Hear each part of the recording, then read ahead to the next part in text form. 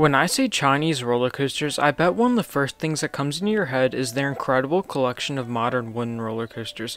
Watch pretty much any top 100 roller coasters in the world video, and you're sure to see them taking up a number of spots. However, one thing I've noticed, and this even applied to me before researching this video because I myself haven't been to China, is that we all know that they have amazing wooden roller coasters, but we don't exactly know a whole ton about them individually. Sure, maybe you know that Mountain Flyer has a cool setting, Jungle Dragon has a ton of airtime, but did you know that of the 7 wooden coasters they have named Jungle Trailblazer, there are actually 5 different completely unique layouts? And do you know the ins and outs of each of those layouts? For many of you, that's probably going to be a no because China's pretty far out there, so not many people get to ride their coasters, and online censorship plays a major role in China.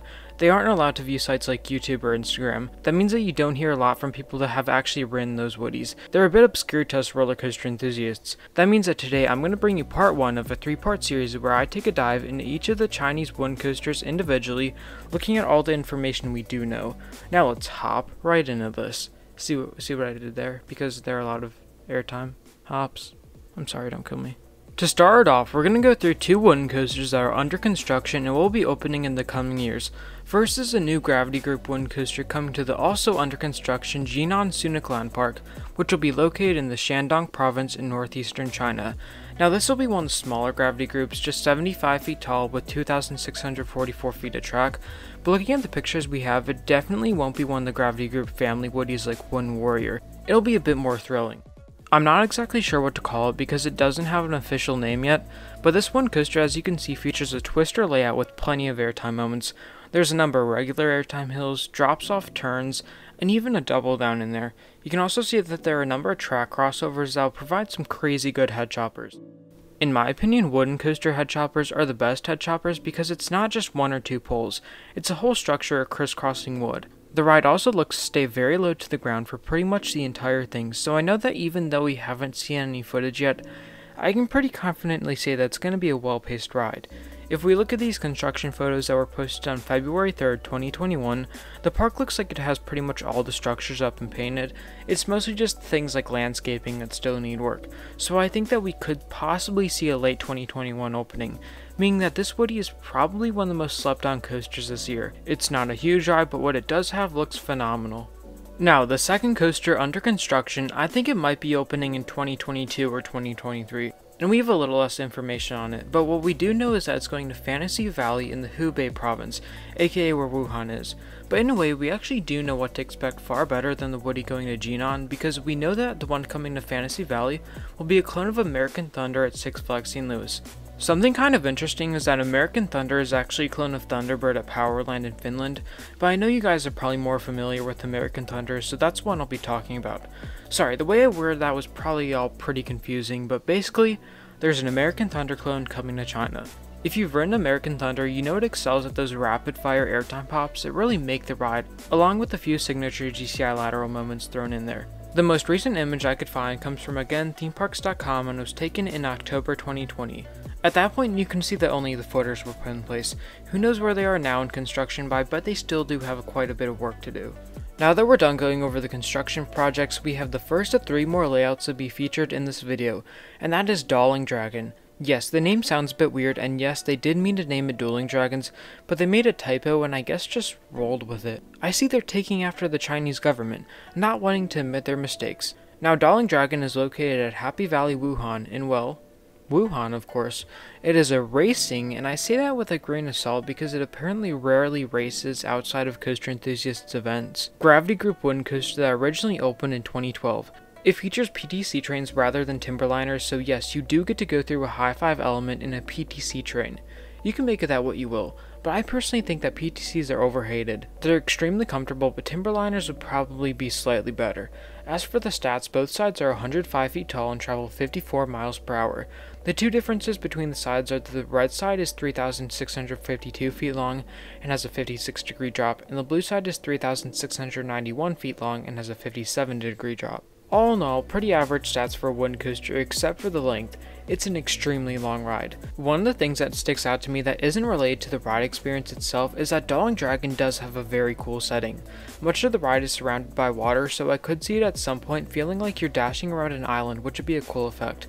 Also, the water doesn't actually look too terribly dirty for Chinese standards. I mean, I definitely still wouldn't touch it, but it's not like disgustingly awful like some Chinese water. Moving on to the actual layout, Dauling Dragon is of course known for its signature high 5 element, which is basically an airtime hill, but both sides whip 90 degrees so that the riders are on their sides, and it provides some awesome lateral ejector airtime. It's pretty much a double wave turn, if that makes sense. Following that, it's pretty much your average modern elite wooden coaster layout, sharp hops of airtime, 15 in total according to the Gravity Group. The ride also tends to stay low to the ground, has some good moments of laterals thrown in there, and maybe a few good head choppers. If you're lucky enough to get a dueling ride, the best comparison I can make is it's kinda like a souped up lightning racer, because at points the trains are side by side, sometimes you pull away from each other, and sometimes you come head on past each other. Both sides though in the end have the same sequence of elements.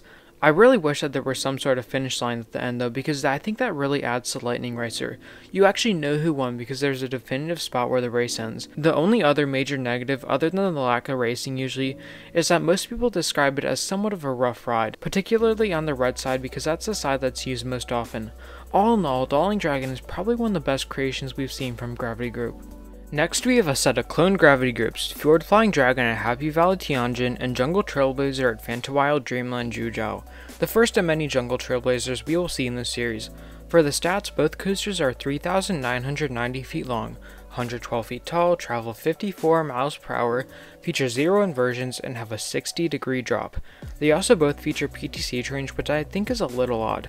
Fjord Flying Dragon opened in 2013, so I guess maybe they didn't want to go with such a new product and went with the tried and true PTCs, but Jungle Trailblazer opened in 2016 after Timberliners were successfully put on 8 different coasters, so I find it a bit strange that they didn't go with Timberliners, but hey, it's China, you can't expect them to go with what makes sense. Moving on to the layout, they feature somewhat of a double out and back layout with twister sections at the ends. In there you have plenty of airtime moments, 21 in all, as well as what look to be some almost CCI level laterals. Because of how much they love their high bank turns, Gravity Groups tend to have far fewer laterals than their CCI predecessors, but Fjord and Jungle Trailblazer kinda throw that to the wind. These are also extremely long rides, yet they keep their speed very well according to many reports. After riding Fjord, Irish enthusiast Richard Bannister described the pacing as frenetic due to the wonderful lack of a mid-course. That's high praise considering these days Bannister is upwards of 3,000 credits, and I am not joking. Whoa there, buckaroo. There are also quite a few crazy good looking head choppers thrown in there that will only be enhanced by the pacing.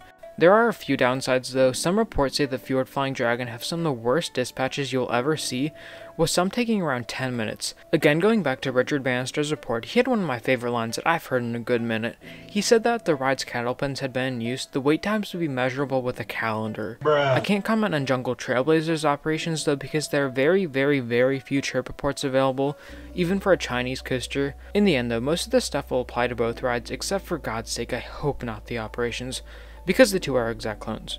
Now finally, the last coaster of part 1 is Great Desert Rally Happy Valley Chengdu, located in central China. Great Desert Rally is a GCI wooden coaster built in 2017, and something I find interesting is that Skyline Attractions actually had a major part in designing it. Yes, that is the same company that made Harley Quinn not a coaster, so maybe not everything they do is bad. There's a subsidiary of the company called Skyline Design that collaborates with other manufacturers to design coasters, and they've actually helped out with Cobra's Curse, Jungle Dragon, which is a coaster we'll see in part 2, Invader, and even Mystic Timbers. This could honestly be worth its own video, but I think I'm getting too far off track, so back to Great Desert Rally, Happy Valley Chengdu. There aren't many stats available for the ride, but we do know that it's 100 feet tall on the dot and features 3,280 feet of track, around average for a GCI. One of the things I noticed about Great Desert Rally is that it actually looks a lot taller than it is for some reason. Like from pictures, this thing looks absolutely huge when it's only about 20 feet taller than Fire Chaser Express. Little things like that in the end don't really matter a whole lot. What matters is the actual ride experience. Great Desert Rally definitely has a layout that focuses more on the laterals and near misses that GCI is very good at. If I'm being honest, the airtime moments it does have don't really seem very good, and many reports say they aren't. You might think the airtime looks amazing just looking at a track level POV, but track level POVs are oftentimes very misleading. This is a track level POV of Wildcat at Hershey Park. Lies! Deceptions! Yeah, I think you see what I mean now. Also, unlike a lot of other Chinese woodies, there are some sections that are very high off the ground that kinda kill the pacing. Well, maybe that's a bit of an exaggeration because you still have a lot of speed into the brakes because you eventually have to come down from those high sections, but the pacing could definitely be a lot better.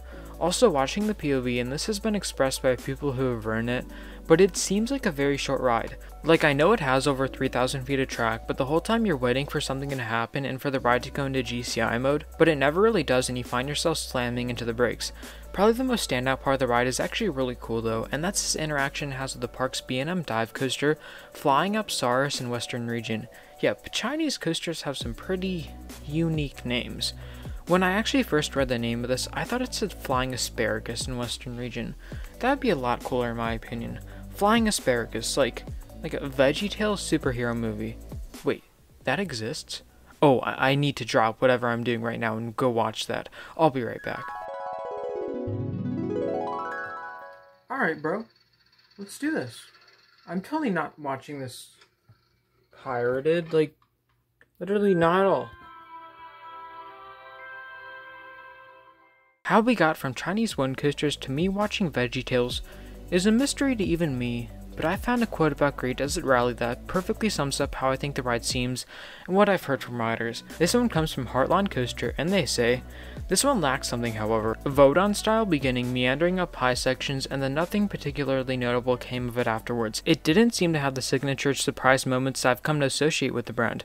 Everything just rode exactly how it looked, no surprises. Maybe Gravity Group just spoiled me recently. Solid fun, but nothing amazing." I think that's a perfect place to end the video, so make sure to stay tuned for parts 2 and 3 of this 3-part series. If you enjoyed the video, make sure to smash your noggin into the subscribe button. It helps a lot. Also leave any suggestions, thoughts, or video ideas down in the comments below, and I'll catch you guys later. See ya.